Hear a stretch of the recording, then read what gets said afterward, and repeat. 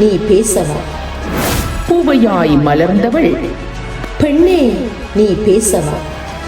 பூவையே நீ எழுந்து பெண்ணே நீ பேசவா? புதுமைகள் பேசிட அமைந்திட்ட களமிது. பெண்ணே நீ பேசவா? நெஞ்சத்தில் உள்ளதை நேர்கொண்ட எண்ணத்தை அஞ்சாது முன்னின்று பெண்ணே நீ பேசவா? அன்னையாய் தந்தையாய் அகில உலகம் போற்றிடும் தாயவள் பெண்ணே நீ பேசவா? பெண்ணே நீ பேசவா? உள்ளத்தில் உண்மை ஒளியுண்டாயின் வாக்கினிலே ஒளியுண்டாகும். வெள்ளத்தின் பெருக்கை போல் கலை பெருக்கும் கவி பெருக்கும் மேவுமாயின் பள்ளத்தில் வீழ்ந்திருக்கும் குருடரெல்லாம் விழி பெற்று பதவி கொள்வார் என்ற மகாகவி பாரதியாரின் வரிகளோடு பெண்ணே நீ பேசவா நிகழ்வில் சிறப்பான அதிதியோடு STS தொலைக்காட்சி நேயர்களை சந்திப்பதில் மிகுந்த மகிழ்ச்சி அடைகின்றேன். அனைவருக்கும் அன்பு வணக்கம். பெண்கள் குடும்பத்தின் கண்களாக விளங்குகின்றார்கள், சமூகத்தின் கண்களாகவும் விளங்குகின்றார்கள். ஒரு பெண் தன்னுடைய குடும்பத்தை நல்ல குடும்பமாக ஆரோக்கியமான வழியில் மிகுந்த மகிழ்ச்சிகரமான கட்டமைப்பாக ஆக்கி செல்வதில் பெரும் பங்கு வகிக்கின்றாள். அதுவும் பல்துறை ஆளுமையுள்ள பெண்கள் சமூகத்தையும் தங்களுடைய குடும்பங்கள் போலவே அர்ப்பணிப்போடு சேவையாற்றுகின்றார்கள். குடும்பங்களைப் போலவே சமூகங்களையும் நன்னறிப்படுத்தி அவற்றை முன்னோக்கி நகர்த்தி செல்வதில் பெரிய பங்குகளை வகிக்கின்றார்கள். இன்று நான் இவற்றை பற்றி கதைப்பதற்கு காரணம், இன்று எங்களுடைய சிறப்பு அதிதியாக திருமதி பவானி சிவகுமாரன் அவர்கள் வந்திருக்கிறார்கள்.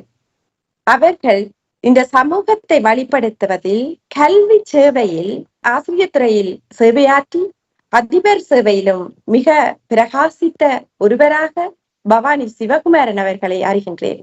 அதே வேளையில் அவர் ஒரு நன்கு அறியப்பட்ட அரச சாகித்ய விருது பெற்ற எழுத்தாளர்.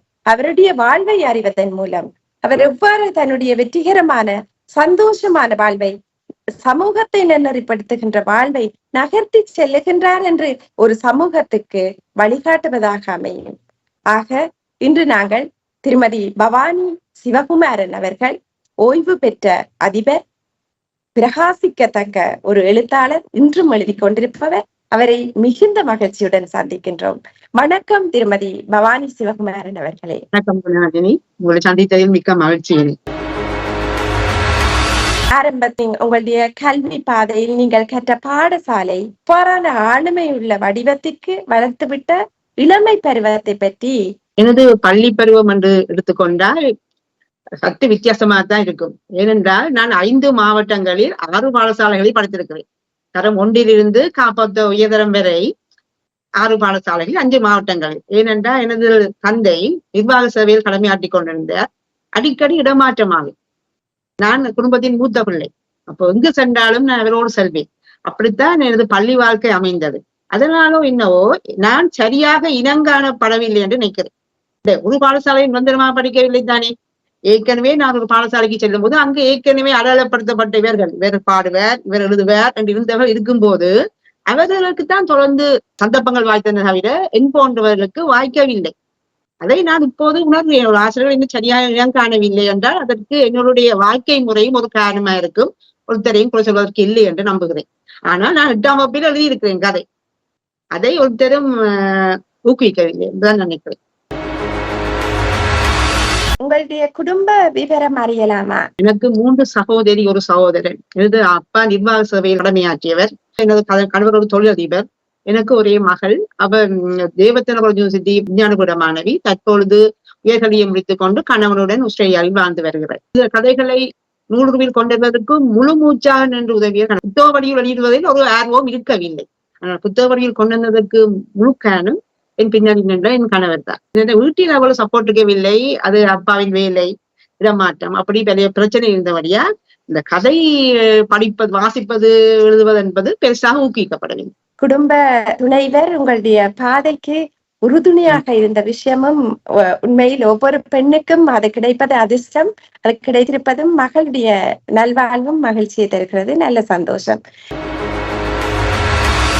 நீங்கள் 1993களில் பலாலி ஆசிரியர் கலாசாலையில் பயிற்றப்பட்டு அங்கு இருந்து உங்களுடைய ஆசிரியர் சேவை தொடர்கிறது. ஏறத்தாழ 34 வருடங்கள் சேவையில் நீங்கள் இருந்திருக்கிறீர்கள். என்ன துறையில் நீங்கள் ஆசிரியராக விளங்கினீர்கள்? நான் 92, 93களில் பலாலி ஆசிரியர் கலாசாலையில் ஆசிரிய மாணவராக இருந்தேன். அது ஆங்கில நெறியில் பயின்றேன். நான் படித்தது காப்பதோதரம் விஞ்ஞான பிரிவு, எழுதுவது தமிழ். இந்த சேவை ஆங்கில ஆசிரியர். இது ஒன்றுக்கொண்டு சம்பந்தம் இல்லாமல் தான் அமைந்தது. ஆனால் நான் எந்த விடயத்தை எடுத்துக்கொண்டாலும் அதுல எல்லாம் நிறைவா பெர்ஃபெக்டா இருக்கணும் என்று ஆசைப்படுற ஒரு ஆள் என்றபடியா நான் எனக்கு எந்த துறை இருந்தாலும் கூட நான் சரியாக செய்திருப்பேன் நம்புகிறேன். இது முதல் நியமனம் கிளிநொச்சியில் மிகவும் பின்தங்கிய ஒரு கிராமத்தில் அமைந்தது. அது என்ன என்று சொன்னால் 4 வருடங்களாக ஆங்கில ஆசிரியர் அங்கே இல்லை. இப்பொழுது ஆங்கில ஆசிரியருக்கான பற்றாக்குறை கிளிநொச்சி மாவட்டம் இல்லை, வடக்கு கிழக்கிலேயே இருந்தது. இந்த நாட்கள் ஆங்கில ஆசிரியருக்கு அந்த பிள்ளைகளுக்கு அல்பபெட்டே தெரியாது. 4 வருடங்களா ஆசிரியர் இல்லை. அதற்கு முதலும் வரும் ஆசிரியர்கள் அந்த சூழ்நிலை பிடிக்காமல் 3-4 மாதங்களில் இடமாற்றம் பெற்று சென்று விடுவேன் அங்க செல்வாக்கை பாவித்து. அப்படியான பாடசாலையில் என்னை கொண்டு கொட்ட போது நான் மிகவும் திகைத்தேன். ஆனா ஒரு பிள்ளைதான், அதுக்கு ஒன்றுமே தெரியாத பிள்ளையில ஒன்றை முதல் சித்தி அடைய வைக்க முடிந்தது. என்ன அது ஒரு சாதனை. என்ன பொறுத்த என்ன ஐபிசியே தெரியாத பிள்ளைகளுக்கு பரீட்சையை மட்டும் மையமாக கொண்டு சில கேள்வி பேப்பர் செய்தபடியால் அந்த பிள்ளை சித்தியடைக்கூடியதாக இருந்தது. அதன் பிறகு நான் தனியா இதோடு நிற்கவில்லை. எனக்கு கலையார்வம் அதிகம். பாடசாலையில நடனாசிரியர் நடனம் பயிற்சி, சாஸ்திரிய சங்கீத நடனம் அல்ல, சும்மா கிராமப்புற நடனங்கள் எல்லாம் நான் பயிற்சி. அதே மாதிரி பாட்டு பயிற்சி. அதை விட விளையாட்டுக்கு எல்லாரும் பங்கு பெறுதான் வேணும். அந்த எந்த துறை என்றாலும் நான் ஆங்கில ஆசிரியர் இது மட்டும்தான் செய்வேன் என்று ஒரு காலமும் பின்னின்றது கிடையாது. அது என்னோட வேலை செய்த காலருக்கும் தெரியும். கேட்க சந்தோஷமா இருக்கிறது. உடையோர் காரியத்தில் பதறார், மிகுந்த பொறுமையுடன் வித்து முளைக்கும் தன்மை போல மெல்ல செய்து பயனடைவார் என்று பாரதியார் சொன்ன வசனங்களைத்தான் உங்களை நான் முதல் முறையாக அறிந்த போது கண்டு கொண்டிருக்கிறேன். இப்போது நீங்கள் கதைக்கின்ற வரிகள் எப்போதும் எனக்கு நிறைவை நோக்கி செல்லுகின்ற ஆர்வம் உண்டு என்பது நீங்கள் சொல்வது அதை வலியுறுத்துகிறது. மற்றது ஆசிரியர்கள் ஒரு துறைத்தான் எனக்கு தெரியும், நான் அதை முடித்து விட்டேன் என்று இல்லாமல் நீங்கள் அந்த மிகுதி பகுதியையும் பார்த்து அந்த குழந்தைகளை உருவாக்கி செல்லுகின்ற தன்மையையும் உங்கள் வார்த்தைகள் வெளிப்படுத்தி இருக்கின்றன. நீங்கள் உங்களுடைய வளர்ச்சி பாதையில் அதிபர் சேவையில் 2009களில் இருந்து பிரதி அதிபராகவும் பின்னர் அதிபராகவும் சேவையாற்றீர்கள். எந்த பாடசாலைகளில் நீங்கள் அதிபராக பிரதி அதிபராக சேவை செய்திருக்கிறீர்கள்? அதிபர் துறையில் உங்களது சாதனைகள் என்று எதை பற்றி நினைக்கிறீர்கள்? நான் முதலில் பிரதி அதிபராக நியமனம் பெற்றேன். அதாவது அதிபர் சபைக்கு தெரிவான பின், போட்டி பரீட்சை தெரிவான பின் எனக்கு பிரதி அதிபராக நியமனம் கிடைத்தது ஒரு இருமொழி மூல பாடசாலை. அங்கே நான் சென்ற பிறகு அந்த பாடசாலையின் நடனக்குழு தேசிய ரீதியில் 1ஆம் 3ஆம் இடத்தை பிடித்தது. ஆனா அதுக்கு நான் தான் முழு காரணம் சொல்ல மாட்டேன். மிகச்சிறந்த ஒரு நடன ஆசிரியர் அந்த பாடசாலையில் இருந்தேன். ஆனா அதுக்கு தேவையான சகல ஆடையாகட்டும், போக்குவரத்து என்ன ஒவ்வொரு முறையும் ஒவ்வொரு நகரத்தில் நடக்கும். ஒரு முறை யாழ்ப்பாணத்தில் நடந்தது, ஒரு பதுளை, அப்படி மாறி மாறி இடங்கள். அப்ப அதற்கு போக்குவரத்து இதெல்லாம் அந்த பாடசாலை பெரிய பாடசாலை, வள பற்றாக்குறையே இல்லை. அது என்ன பிரச்சனை? வள பகிர்வுதான் பிரச்சனை. இருமொழி கூட பாடசாலை அந்த பிரச்சனை இருக்கும். அப்ப அது நாங்கள் வளர்த்த பொறுத்தவரை எனக்கு ஒரு ராசி, நான் எங்க போனாலும் வளர்த்து சேர்த்து விடுவேன். அந்த பாடசாலைக்கு ஒரு அரசியல்வாதியை, பாடசாலை சிங்கள பாடசாலைக்கு ஒரு அரசியல்வாதியை கொண்டு அந்த போட்டோ காப்பி மிஷின், அந்த நிழற்பட பிரதி அதை கொடுத்தேன். அது தவிர 8 லேப்டாப் அண்ட் டெஸ்க்டாப் வாங்கினேன். இன்னொரு நலம் விரும்பியவன் வந்தது, எல்லாம் வந்தது. என்ன பிரச்சனை? 8 வருடங்களுக்கு மேலாக பிரதி அதிபராக இருந்தாலும் ஒரு கம்ப்யூட்டர் கிடைக்கும். அப்படியா சவால்களுக்கு மத்தியில் என்ன பிரச்சனை? எங்களுக்கு ஒரே ஒரு பிரிவு, ஒரு வகுப்பில் ஒரு பிரிவு தான் இருக்கும். அவர்களுக்கு 3 அல்லது 4 பிரிவு இருக்கு. பெரிய பாடசாலை அது. ஆனால் எமது கணித பெருவேட்டை அவர்களால் கனவிலும் அடைவதை பற்றி கனவிலும் நினைத்து பார்க்க முடியாத அளவு அந்த கணித பெருவேட்டு இருந்தது. அதுதானே கூட பிள்ளைகள், வீக்கான பிள்ளை இருக்கு. அப்படி இந்த பாடசாலை பெருவேட்டை பொறுத்தவரையே நாங்க ஒவ்வொரு முறையும் அவர்களை மிஞ்சித்தான் நின்றோம் என்றது நான் இங்க பெருமையா சொல்லிக் கொள்ள விரும்புகிறேன். அந்த பாடசாலை நிறைய பிரச்சனைகள் இருந்தது. இருமொழி போல இருக்கும், இதை விட கூட பிரச்சனை வேற பாடசாலை இருக்கும். அதால அதை பற்றி நாங்க கூடாது என்றால் இப்படியான பிரச்சனை எங்கட தமிழ் மட்டத்திலே இருக்கு. பெரிய பாடசாலை, சிறிய பாடசாலை, வளப்பகுதி பிரச்சனை இருக்குது. அது அங்கே. பிறகு நான் அதிபராக குமர உதயம் என்ற பாடசாலையில் அதிபராக இருந்தேன். நான் கடமையேற்ற நாள் 6ஆம் மாதமே இந்த கொரோனா பிரச்சனை தொடங்கிவிட்டது. அதே பிரச்சனை இந்த நமது நிர்வாகம் சிங்களமா தான் இருக்கு. 2 காசுகள் எடுத்துட்டு, அதாவது வலசல்குளம் கட்டுவதற்கும் இதுக்கும் பிரதான மண்டபத்தையும் கம்ப்யூட்டர் ரூமையும், அதாவது திருத்துவதற்கு பொது முடக்கம் ஊரடங்கு எல்லாம் அமலில் இருந்தது. அப்போது பாஸ் எடுத்துக்கொண்டுதான் வெளியே போவோம். எனக்கு அப்படி எல்லாம் போய் பாடசாலை கட்ட போன்னு சொன்னா தரமாட்டேன். அது ஒரு அவசரத்துக்கு, நோய் இனி இல்லை வெளிநாட்டுக்கு போது அப்படி ஒரு அவசரத்துக்கு தான் இதை எடுக்கலாம். இந்த பொது போக்குவரத்து இல்லை, பொது முடக்கம். நான் என் கணவருடன் செல்வேன். பொது தெரியும் போலீஸ்கோ ஆமியோ நிற்பாரு, அந்த பாதையை விலத்தி போயிடுவேன். எனக்கு வந்து வேலையாட்கள் பாடசாலை சூழ உள்ள பெரும்பாலும் பெற்றோர்கள் வேலையாட்கள் அவர்கள் வந்தபடியால் அவர்களும் பக்கத்துல பிரதானவாதி தவிர்த்து வந்து அந்த வருடத்துக்குள் கட்டி முடித்தது. இல்லாவிட்டால் இந்த காசு திருப்பி அனுப்பப்பட்டுவிடும். கால வரையறை என்று ஒன்று இருக்கு, அதற்குள் கட்டி முடியும். இது பெரிய ஒரு பிரச்சனையான விஷயம். நோய் தொற்று ஒன்று இது தொற்று இருக்கும் போது அதே சமயம் இந்த பிரச்சனையிலும் இருந்தபடியா அது ஒரு சாதனை. நான் கொஞ்ச காலத்திலேயே மேல் மாநிலத்துக்கு எல்லாம் நீர் விநியோகம் செய்தது. கீழே மட்டும்தான் இருந்தது, கொஞ்சம் கஷ்டப்பட்ட பாடசாலை. பிரதான வீதிக்கு அண்மையில் இருந்தபடியா பாதுகாப்பு இல்லை, சிசிடி கேமரா, இப்படி நிறைய நிச்சு கொண்டே போனால் நிறைய விஷயங்கள் அந்த 2 வருடத்துக்குள் மெட்ரோ நிறுத்து பார்க்க முடியாது. இப்படியான ஒரு பிரச்சனை காலகட்டத்தில் நான் செய்து முடித்திருக்கேன். வளம் எனக்கு பிரச்சனை இல்லை, தன்மார தொண்டோ இதோ ஒன்று எடுத்துடலாம். ஆனால் இப்படியான அந்த வளப்பற்றாக்குறை அந்த மாதிரி பிரச்சனை கொஞ்சம் இருக்கு. இந்த வள பகிர்வு என்று நீங்க சொல்ற அந்த சொல் மிக முக்கியமானது. அதிபர் சேவையில் நானும் மாணவியாக இருந்த போது சரி, ஆசிரியராக இருந்த போது சரி, நான் இந்த நிலையை கண்டிருக்கிறேன்.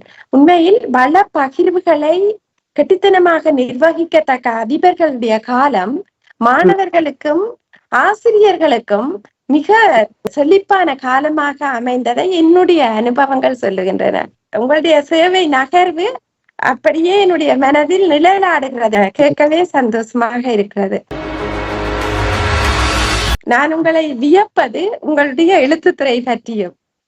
ஏனெனில் உங்களுடைய கதைகளை நான் வாசிக்கின்ற போது சரளமான மொழி பிரவாகம், மிக அழகான சின்ன சின்ன சின்ன வரிகள், சின்ன முத்துக்களை கோத்தது போல நின்று யோசிக்க தேவையில்லை. 4-5 சொற்களுக்கிட முடிந்துவிடும், ஆனால் கனதியாக இருக்கின்றன. உரையாடல் நடந்து கொண்டிருக்கிறது போலவே காட்சி சித்திரமாகத்தான் அந்த கதையை நகர்த்தி செல்கிறீர்கள்.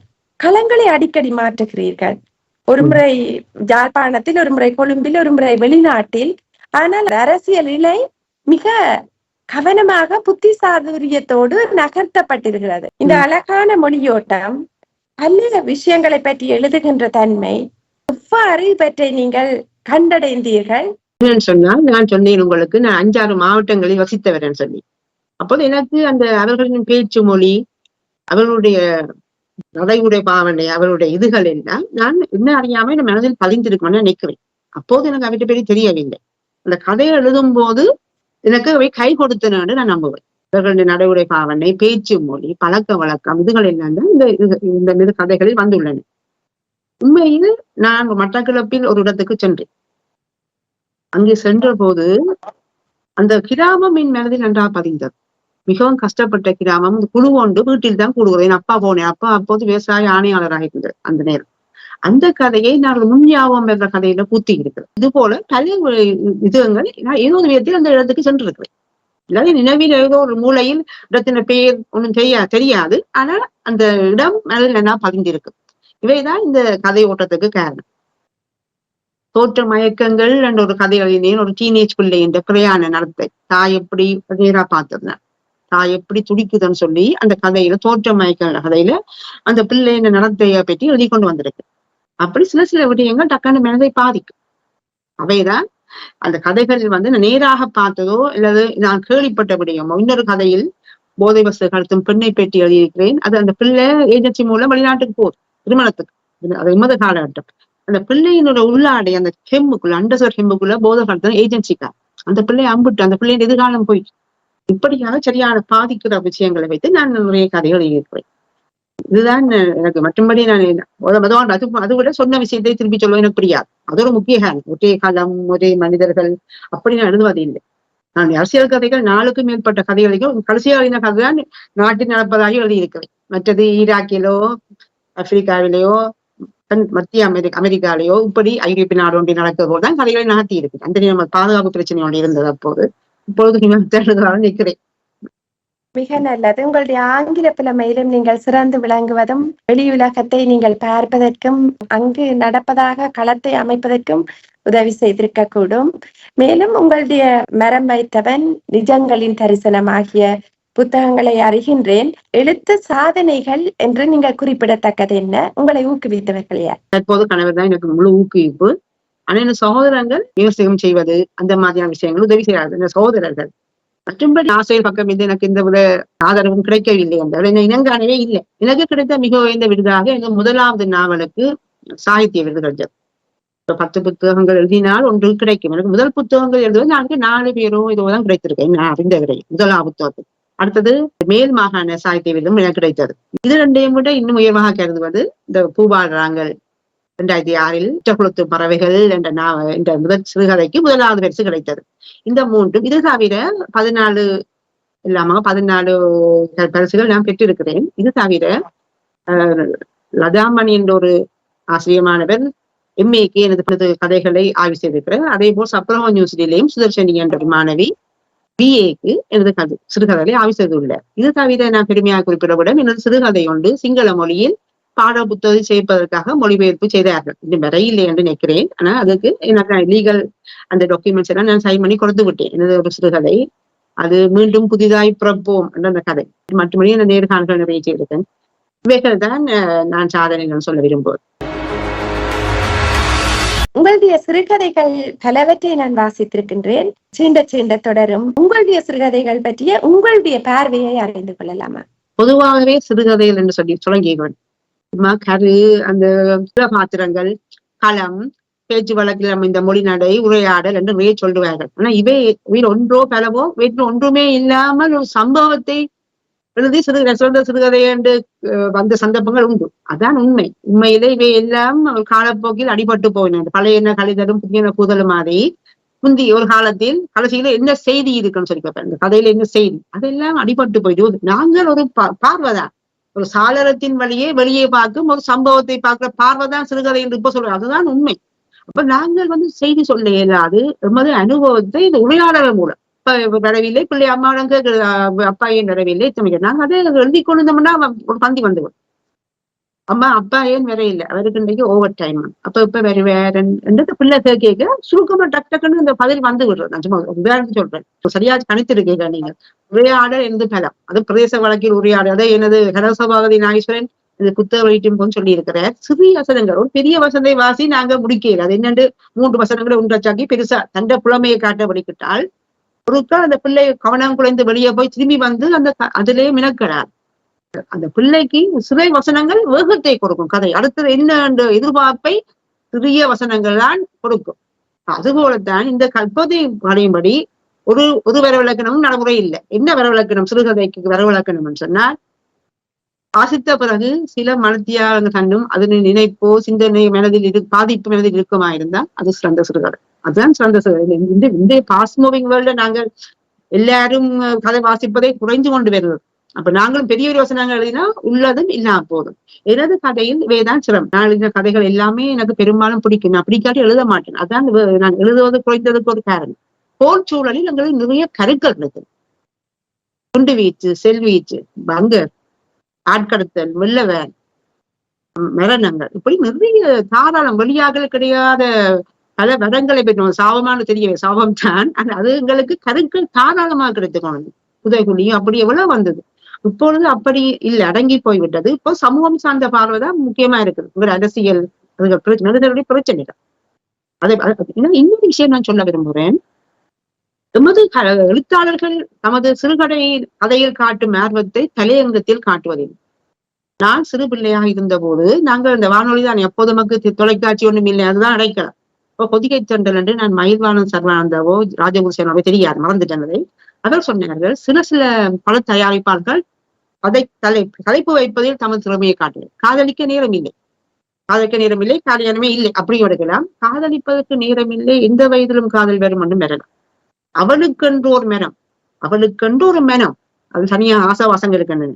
அவளுக்கென்று காத்து கொண்டு ஒரு மனம் இருக்கிற என்றும் எடுத்துக்கொள்ளும். முள்ளும் மலரும், முள்ளும் ஒரு மலரும் மட்டும் பெறும், முள்ளும் மலரும். அப்படி அந்த இது எனக்கு இருக்கு. நான் எனது தலையங்கங்களில் மிக கவனமாக இருக்கேன். சுவாசம் எல்லாம் நிறைந்தா இப்படியும் வைத்திருக்கிறேன். எடுத்த உடனே நம்மை கவர்வது வெளித்தோட்டம் தான். ஒரு வீட்டு வாசல் வந்தா வாசல் தான் கவரும், உள்ளுக்கு குப்பையா இருக்கலாம். அப்ப நாங்கள் தலையங்கங்களில் இலங்கையை பொறுத்தவரையில பின்னாடி வேணும்னு சொல்லுவோம். தலைமுறைக்கு நான் அதை சொல்லிக் கொடுக்கிறோம். தலையங்கங்களில் கவலை செலுத்துங்கள். ஒரு சிறுகதை வாசிப்பதற்கு மற்றவர்களை தூண்டும்.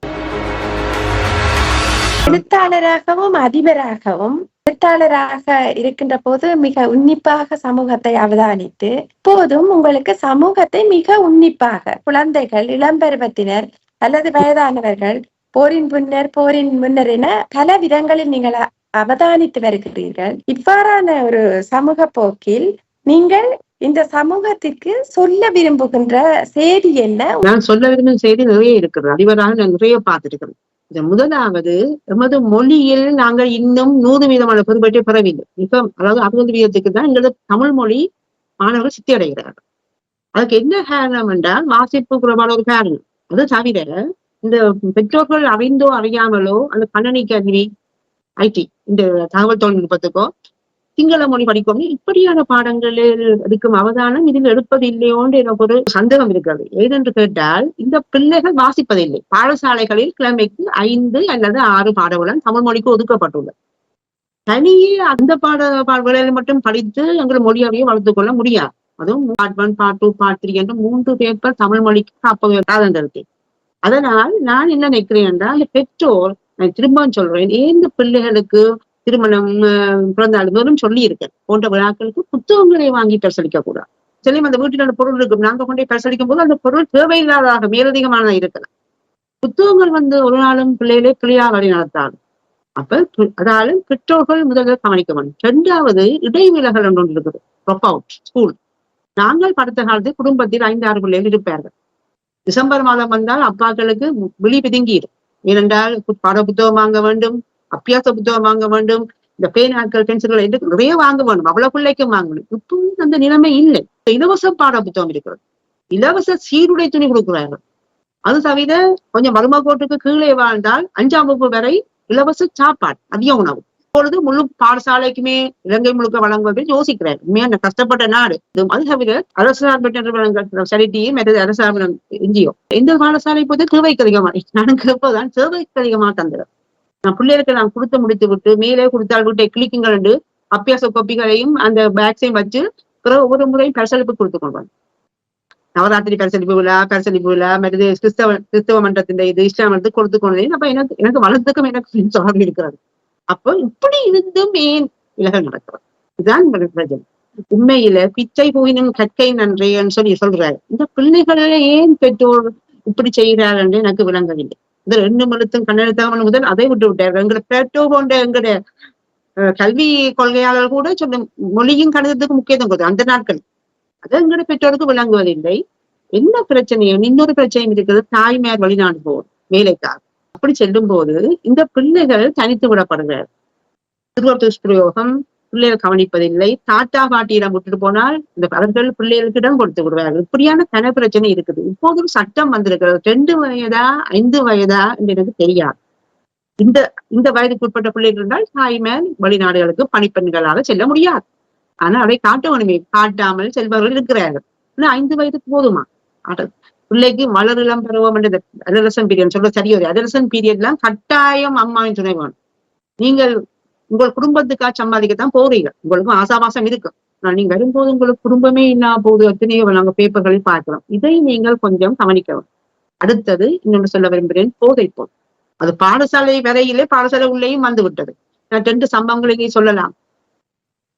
ஒன்று, நம் இருமொழி மூல பாடசாலையில் கற்பித்த போது அன்றைக்கு அதிபர் விடுப்பில் நின்றார். எனக்கு இந்த பாடசாலை முழுக்க இந்த பொறுப்பில் இருந்தது. இங்கே தமிழ் பிடிப்பு 2. அதுவே தகவல் இருந்தார். போலீஸ் வருகிறது, விசாரணைக்கு முழு ஒத்துழைப்பையும் கொடுக்கவும். நான் அவரை அறிவிப்பேன். எனக்கு என்ன வேண்டிய விளங்க தலையும் இல்லை நுனியும் இல்லாமல் போலீஸ் வரும் விசாரணைக்கு முழு ஒத்துழைப்பு கொடுக்கவும். போலீஸ் வந்தது. என்னவென்றால் சிங்கள மாணவி 7ஆம் தரத்தில் பயிரும் மாணவியின் அந்த பிள்ளைக்கு ஏற்கனவே அம்மா இல்லை, அதாவது போத வஸ்து களத்திலோ வியாபாரத்தில் அகப்பட்டு ஏற்கனவே சிறையில் தான் இருக்கிறேன். அப்பாவும் பிள்ளையும் தான் இருக்கணும். அப்பா பிள்ளையின் உள்ளாடையில் வைத்து பாடசாலை சீருடையில் கஞ்சா இன்னும் கடத்திருக்கேன். போத கஞ்சாவோ இன்னும் தெரியும். நான் திகைத்து போனேன். அப்ப வகுப்பு ஆசிரியர் சம்பந்த பிள்ளைகளை கூட விசாரிக்கிறோம். அப்ப எனது ஆசிரியர்கள் அங்கலாய்த்தார்கள். ஐயோ, இந்த பிள்ளையை நான் பார்த்திருக்கேன். அப்பா ஒரு முச்சக்கர வண்டி ஓட்டுனேன். புரிய அதிகாலையில பிள்ளையை அதுக்கு வச்சு சாப்பாடு கடையில வாங்கி அதுக்கு ஊட்டி நெத்தியில் முத்தமிட்டு தான் உள்ளே அனுப்புவார். அப்படிப்பட்ட அப்பா, பொறுப்பா இருந்த அப்பா இப்படி செய்கிறாராண்டா. பாடசாலை விட்டப்போ பொலிஸ் என்னையும் பிள்ளையும் பறிச்சுட்டு விட்டேன்.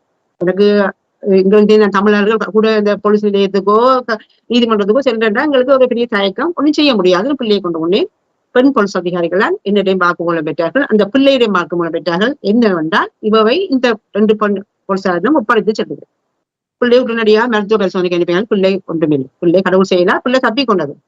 அப்ப இந்த பிள்ளையிட்டாங்க அப்பா இப்படி செய்திருக்க என்ன வறுமை இளமையில் பொழுது இளமையில் வறுமை, இந்த களவு கொலை விபச்சாரம் எல்லாத்துக்குமே இந்த வறுமை ஒரு காரணம். அது அதன் போறப்படி அப்படி. இதே போல்தான் எனது தமிழ் பாடசாலை 7ஆம் வகுப்பு சிறுவன் ஒரு கச்சை ஒன்று சின்ன இதோ கொண்டு இனிப்பு என்ற இந்த சாப்பிட்டு பேர் நல்லா இருக்கும் என்று அந்த நண்பனிடம் கொடுத்திருக்கான். அவன் சாப்பிட்டு விட்டு போக முடியாமல் கொஞ்சம் இருந்து ஆறுதலாத்தான் பாடசாலை விட்டு சென்றிருக்கான். இது நமக்கு தெரியாது என்று அங்கே வேற பிள்ளைகள் வேறு வகுப்பு நடக்கும். அப்ப ஆசிரியர் வேணும் அப்படி இருக்கிறான்னு கவனிக்கவில்லை. அடுத்த நாள் வந்தது என்னன்னு கேட்டால் தாத்தா அம்மா சிங்கிள் மதர்.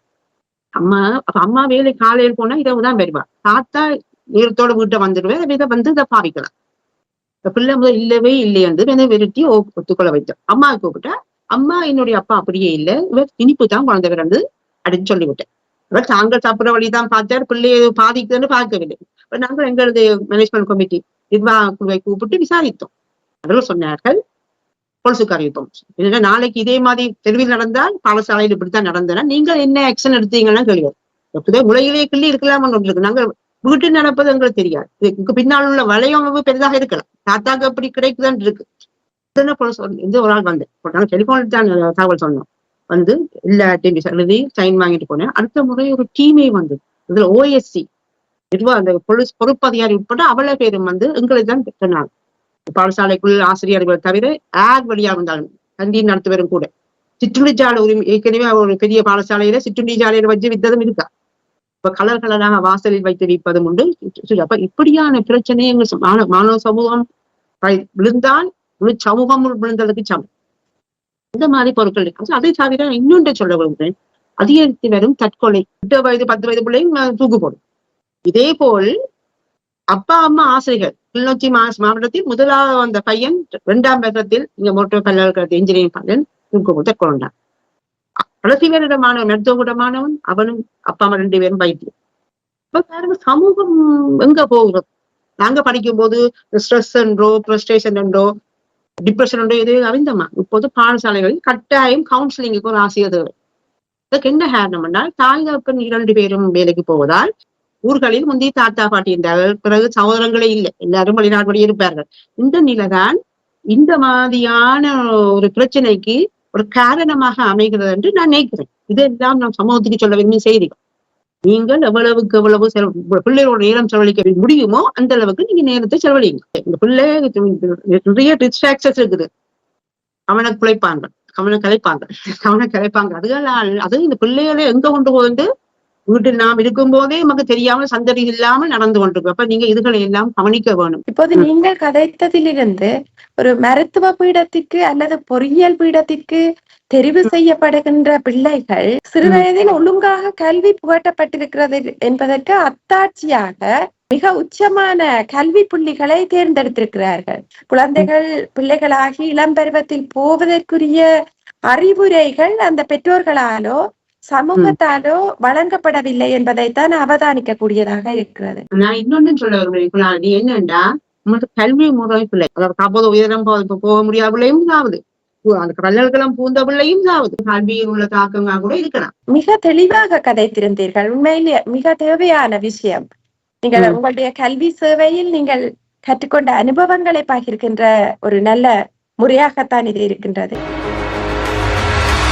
இவ்வாறான சமூக பிரச்சனைகளுக்கு நலன்புரி நிலையங்கள் சார்ந்தோ அல்லது நிறுவனங்கள் சார்ந்தோ நீங்கள் பங்கு பற்றி இந்த சமூகம் முன்னேறுவதற்கான ஏதாவது செயற்பாடுகளில் தற்போது சமகாலத்தில் நீங்கள் இறங்கி இருக்கிறீர்களா? அவ்வாறு என்றால் அதை பற்றி சொல்லுங்கள். சமூகம் சார்ந்த செயற்பாடுகள் சொன்னா கூட தற்போது நடைமுறையில் உள்ள அதிபர்கள் அவர்கள் தான் கூட அழைப்பார்கள். வரி 21ஆம் தேதி பயிற்சி பட்டறை ஒன்று இருக்கிறது குடியெழுத்தாளர்களுக்காக. அப்படியா தமிழ் சங்கத்தில் பேச அழைத்தால் அப்படி எனக்கு இப்ப அதோடுதான் எனது ஆர்வம் படியும். 34 வருடம் ஓடி முடிந்தது. ஒன்றையும் யோசிக்காம கண்ணை கட்டி விட்ட குதிரை மாதிரி ஒரே பக்கமா பார்த்து ஓடியாச்சு. இனிமேல் நான் எனது மனதுக்கு பிடித்தமான இந்த சிறுகதை துறையில் ஈடுபடுவதுதான் எனது இப்போதைய நோக்கம். தற்போது சமகாலத்தில் இருக்கின்ற உங்களது ஆர்வங்கள் அனைத்து நல்ல விதத்தில் எதிர்காலத்திற்கும் சமூகத்திற்கு பிரயோசனமாகவும் உங்களுடைய வாழ்விற்கு மிகுந்த மகிழ்ச்சியையும் ஆரோக்கியத்தையும் தருவதாகவும் அமைய வேண்டும் என்று என்னுடைய வேண்டுதலை நான் சொல்லிக் கொள்கின்றேன். உங்களை போன்ற நல்லவர்கள் மன மகிழ்ச்சியோடும் ஆரோக்கியத்தோடும் இந்த சமூகத்தில் தொடர்ச்சியாக செயல்களை முன்னெடுத்து செல்ல வேண்டும். இந்த பெண்ணே நீ பேசவா என்ற நிகழ்ச்சியில் சந்தித்ததை பற்றி உங்களுடைய மன உணர்ச்சிகள் என்ன, உங்களுடைய எண்ணப்பாடுகள் என்ன? எனக்கு இது 5வது நேர்காணல். ஏற்கனவே உள்ளூர் தொலைக்காட்சிகள் நேர்காணல் கலந்திருக்கிறது. டான் டிவி வெளிநாடுகளில் ஒளிபரப்பினதான நான் அறிந்து கொண்டேன். உண்மையில் இது உங்களுடையதான் முதலாவது வெளிநாடு தொலைக்காட்சி ஒன்று என்னை நேர்காணலில் ஈடுபடுத்துகிறது. ஆனா என்னவென்று கேட்டால், நீங்கள் சொன்னீர்கள் எனது சம்பந்தமா எனக்கு கிடைத்த அனுபவங்களை செய்ய வேண்டியவற்றை சமூகத்துக்கு சில செய்திகளை சொல்லி இருக்கிறேன் என்று. இவற்றை நான் இப்பொழுது உலக ரீதியில் பகிர்ந்து கொண்டிருக்கிறேன். இது சம்பந்தமான ஏதாவது திட்டங்கள் இனிமேல் உருவாகலாம். நேர்காணல்ல அது ஒரு பிளஸ் பாயிண்ட். அதே மாதிரி பிரபலமாவதற்கு யாருக்கு ஆசை இல்லை, எல்லாருக்கும் ஒரு ஆசை இருக்கு. இதுவரை இந்த கதை வாசித்தவர்களுக்கு என்ன தெரியாது. நாங்கள் சின்ன சுற்றுலா பாட்டுக்கு போகும் மக்களுக்கு தெரியாது. இப்போது இந்த தொழில்நுட்ப வளர்ச்சியால அவர்களை பற்றி அறிந்து கொள்வோம், பார்க்கிறோம். அதுபோல்தான் இதுவும் இதுவரை இன்னும் தெரியாதவர்களுக்கு இன்று தெரிவதை எனக்கு கிடைத்த ஒரு அங்கீகாரம் மட்டும் நான் எடுத்துக்கோ. எல்லா விதத்திலும் நேர்காணல்ல பேச்சினால நேராக தெரிவதால ஒரு அங்கீகாரம் கிடைத்தது. இந்த மாதிரியான வாய்ப்பை தந்த உங்களுக்கு தொலைக்காட்சிக்கும் மிக்க நன்றி. உண்மையில் பிரபல்யமாவது என்பது எழுத்தாளருக்கு புதிய புதிய களங்கள் கிடைத்துக் கொண்டே இருந்தால்தான், அவர்கள் விளைநிலங்கள் கிடைத்தால்தான் நாங்கள் விதைகளை போடலாம். எழுத்தாளர்கள் விதைப்பவர்கள். இந்த SGS தொலைக்காட்சியை பற்றி சொல்ல வேண்டும். என்னுடைய வாழ்விலும் இந்த SGS தொலைக்காட்சியில் இந்த நிகழ்வு நான் செய்வதை பற்றி எனக்கு மிகுந்த மனமகிழ்ச்சி. ஏனெனில் ஆழ்மையுள்ள பெண்களை சந்திக்கின்றேன். என்னுடைய படைப்பு பரப்பில் இது ஒரு வித்தியாசமான சந்தர்ப்பம், இது ஒரு வாய்ப்பு. அவ்வாறே நிறைய பெண்கள் இந்த தொலைக்காட்சி எழுத்து ஊடகங்களில் வருகின்ற போது அவர்களுடைய மனவிருப்பங்களை சமூகத்துக்குள் நன்கு பதியப்படுத்தி விடலாம். உங்களுடைய வாழ்வில் மேலும் மேலும் நீங்கள் பிரகாசிக்கிறதற்கும் மேலும் மேலும் ஒளி வீசுவதற்கும் எங்களுடைய தொலைக்காட்சி சார்ந்தும் என்னுடைய மனம் சார்ந்தும் நல்வாழ்த்துக்களை தெரிவித்துக் கொண்டு, இந்த நிகழ்வை பார்த்து கொண்டிருக்கின்ற அனைத்து தொலைக்காட்சி உறவுகளுக்கும், எங்களுடைய நிகழ்வை ஒளிப்பதிவு செய்து கொண்டிருக்கின்ற இந்த நிறுவனத்தின் SGS தொலைக்காட்சி நிறுவன இயக்குனர் திரு தேவராஜா அவர்களுக்கும் நன்றியோடு மீண்டும் ஒரு புதிய நிகழ்ச்சியில் வருகின்ற வாரம் ஒரு புதிய ஆளுமையுடன் சந்திக்கும் வரை அன்பு வணக்கம் கூறி விடை பெற்றுக் கொள்கின்றேன். நன்றி, வணக்கம். பெண்ணே நீ பேசவா? பூவையாய் மலர்ந்தவள். பெண்ணே நீ பேசவா? பூவையே நீ எழுந்து. பெண்ணே நீ பேசவா? புதுமைகள் பேசிட அமைந்திட்ட களமிது. பெண்ணே நீ பேசவா? நெஞ்சத்தில் உள்ளதை நேர்கொண்ட எண்ணத்தை அஞ்சாது முன்னின்று. பெண்ணே நீ பேசவா? அன்னையாய் தந்தையாய் அகில உலகம் போற்றிடும் தாயவள். பெண்ணே நீ பேசவா? பெண்ணே நீ பேசவா?